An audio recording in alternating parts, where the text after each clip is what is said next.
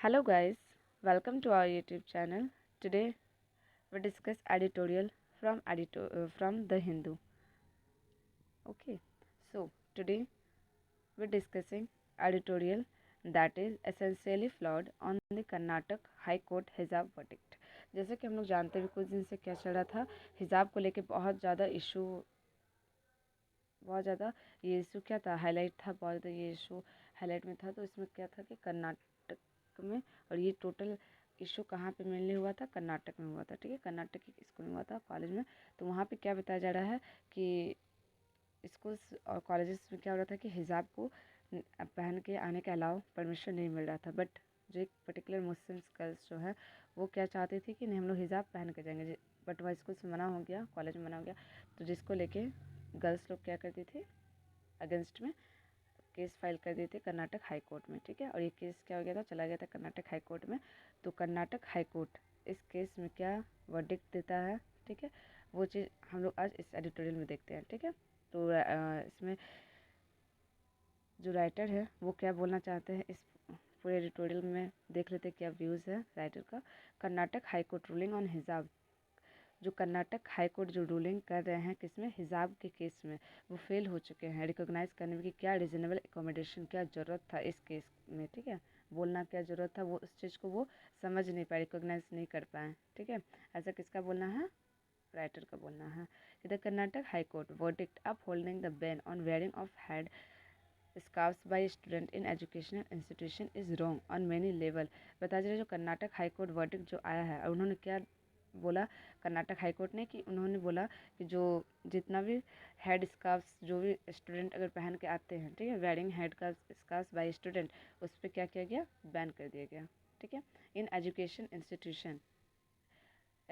Institution में ban कर दिया गया। ठीक है, और ये चीज़ राइटर को गलत लग रहा है। Institution is wrong on many level. ये जो राइटर है ये क्या बोलना चाहते हैं ये चीज़ जो बैन किया गया है, ठीक है, वेयरिंग करने के लिए ये बैन किया गया है, ये क्या है, हर एक लेवल से अगर देखा जाए, बहुत सारे लेवल से देखा जाए तो ये क्या है, रॉन्ग है, गलत है। The manner in which it frame the question arising from the controversy of a Muslim girl student wearing the हिजाब अंडरमाइन कॉन्स्टिट्यूशनल प्रिंसिपल। और ये मैनर में अगर ये क्वेश्चन को फ्रेम किया जाता कि अराइजिंग हो रहा था जो कंट्रोवर्सी कि ओवर मुस्लिम गर्ल स्टूडेंट जो है वो वेयरिंग करेगी हिजाब को, और वो हिजाब अगर वेयरिंग करती है तो वो अंडरमाइन करता है। अंडरमाइन मतलब क्या हो जाएगा, वीकेंड करता है किसको, कॉन्स्टिट्यूशन के प्रिंसिपल को। ठीक है, ये मेनली क्वेश्चन उठा था, फ्रेम किया गया था। द कोर्ट फेल, और इस चीज़ में कोर्ट जो है वो फेल हो गया टू एग्जामाइन करने में कि whether the wearing of hijab in additional to prescribe uniform, कि वो एडिशनल है to the prescribe uniform but without any variation in colour was a ground to refuse entry. But without any variation जो colours के कोई variation नहीं है, was a ground to refuse entry. क्या ये एक ग्राउंड बनता है रिफ्यूज़ करने के लिए कोई भी एंट्री में, रिफ्यूज़ एंट्री इंटू स्कूल और कॉलेज। तो क्या ये ग्राउंड बनता है कि इसकी वजह से रिफ्यूज़ किया जाए स्कूल्स और कॉलेजेस में एंट्री करने के लिए। द बेंच एग्जामाइन, जो बेंचेस है वो एग्जामाइन करेगी versus from the cordon to disagree with the student claim that wearing the hijab was an essential practice in Islam and that therefore it was entitled to constitutional protection as a part of religious freedom under Article 25। बताया जा रहा है कि ये हिजाब जो है वो वेयरिंग करना एसेंशियल प्रैक्टिस है इस्लाम में। ठीक है, therefore इस वजह से एंटाइटल करना चाहिए। और कॉन्स्टिट्यूशन हम लोग को क्या देती है, एक राइट देती है आर्टिकल 25 के अंदर कि हम लोग का क्या है, रिलीजियस फ्रीडम है। तो उसके अकॉर्डिंग क्या देना चाहिए, हम लोग को कॉन्स्टिट्यूशनल प्रोटेक्शन देना चाहिए as a part of religious freedom under article 25 के अंडर। ठीक है, but is that the real issue, क्या ये real issue, the court rejected, court जो है वो रिजेक्ट कर चुका है the argument in favour of reasonable accommodation. जो भी रीजनेबल एकोमोडेशन था, रीजनेबल बात था, उसको क्या कर चुका है, उस आर्ग्यूमेंट को क्या किया, कोर्ट ने रिजेक्ट कर चुका है। ठीक है, कोर्ट ने रिजेक्ट कर दिया है। By which a plurist society में allow the classroom to reflect social diversity without undermining the sense of quality among student. और बताया क्या गया था कि बाय विच प्लूरिस्ट सोसाइटी जो है में वो अलाउ कर सकते हैं क्लासरूम को कि रिफ्लेक्ट होगा social diversity without weakening the sense of equality among student की। कोई भी इक्वलिटी जो है स्टूडेंट के बीच में वो उसमें नेगेटिव वे में नहीं जाएगा, डाइवर्सिटी में नहीं जाएगा, और ये चाहे तो अलाउ कर सकते थे। Apparel norms, may be needed in qualified public spaces such as school, और ये भी क्या है, एक तरह का public spaces है जो कि स्कूल वहाँ पे ज़रूरत था इस चीज़ का, but there is no reason to not accommodate the choice of an additional piece of clothing that does not interfere with the prescribed uniform.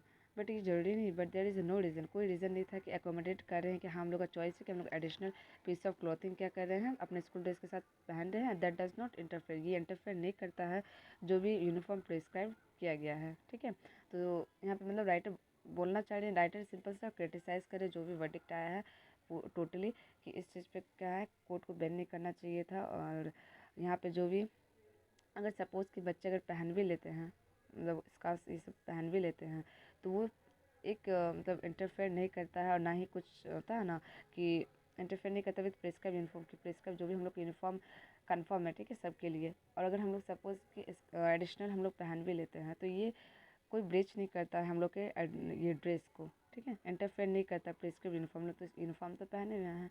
ठीक है, तो यही राइटर का बोलना है।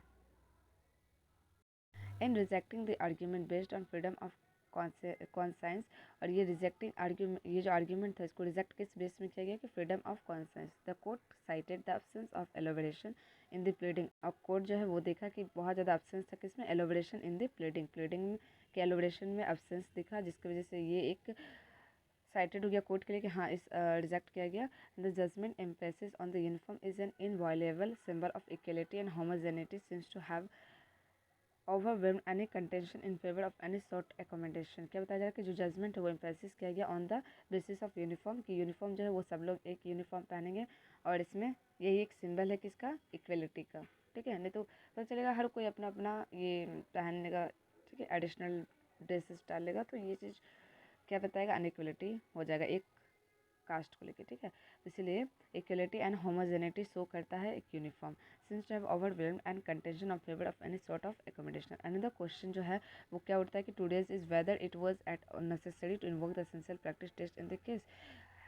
अब दूसरा क्वेश्चन क्या रेज होता है इस केस पे कि whether it was at all necessary, क्या ये नेसेसरी था कि इन्वॉक करना कि essential practice test in this case, इस केस में एसेंशियल प्रैक्टिस टेस्ट होना कंपलसरी था, ये क्वेश्चन अराइज हो रहा है। ठीक है, if something is egregiously religious it is more likely to be kept out of campus if uniformity and eliminating any sense of separateness are the hallowed goal.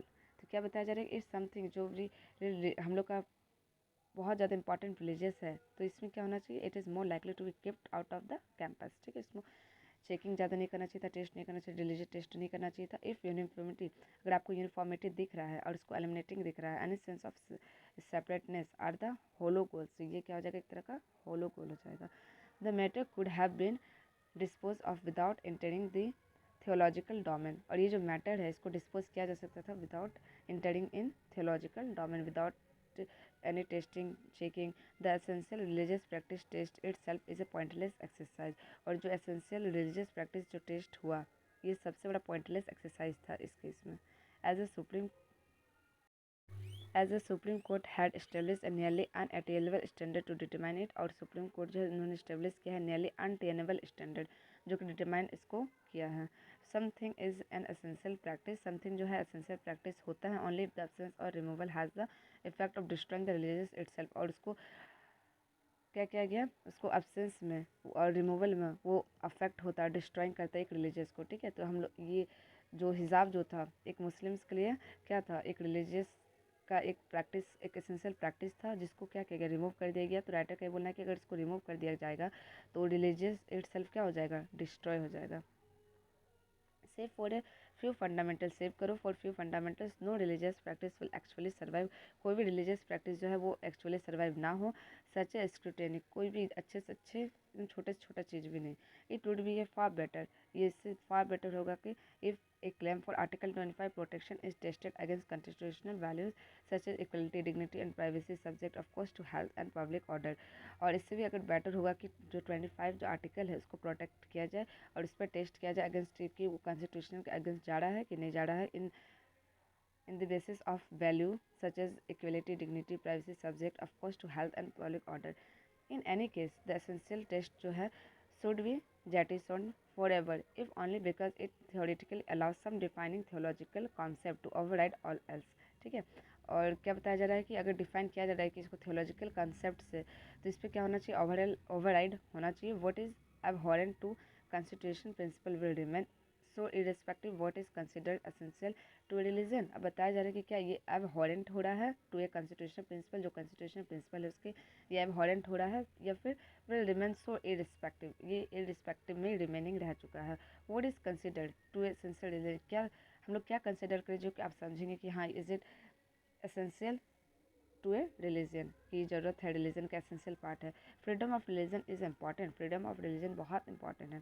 Because freedoms are important, because क्योंकि freedom जो है वो important है and not because religious are important. और बताया जा रहा है कि फ्रीडम्स ऑफ रिलीजियस जो है वो इंपॉर्टेंट है, बिकॉज फ्रीडम्स आर इंपॉर्टेंट क्यों, क्योंकि फ्रीडम जो है वो हम लोग के लिए इंपॉर्टेंट है, जो फ्रीडम ऑफ रिलीजियस है वो भी इंपॉर्टेंट है, but not because religions are important. इसलिए हम लोग का फ्रीडम ऑफ रिलीजन इंपॉर्टेंट नहीं क्योंकि रिलीजन इंपॉर्टेंट है, इसलिए इंपॉर्टेंट है फ्रीडम ऑफ रिलीजन क्योंकि हम लोग के लिए फ्रीडम क्या है, इंपॉर्टेंट है।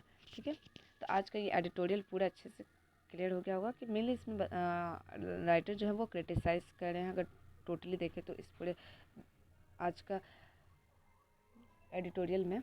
ठीक है, और इसमें ये बोलना चाहते हैं कि जो भी इम्पॉर्टेंट एसेंशियल, जो एक पर्टिकुलर एसेंशियल रिलीजियस का जो पार्ट है, ठीक है, तो उस पर टेस्ट नहीं करना चाहिए था, उसमें समझना चाहिए था कोर्ट को कि हाँ इज इट एसेंशियल पार्ट, तो टोटली क्रिटिसाइज करे जो भी वर्डिक्ट है सुप्रीम कोर्ट का। ठीक है, सो थैंक यू गाइज।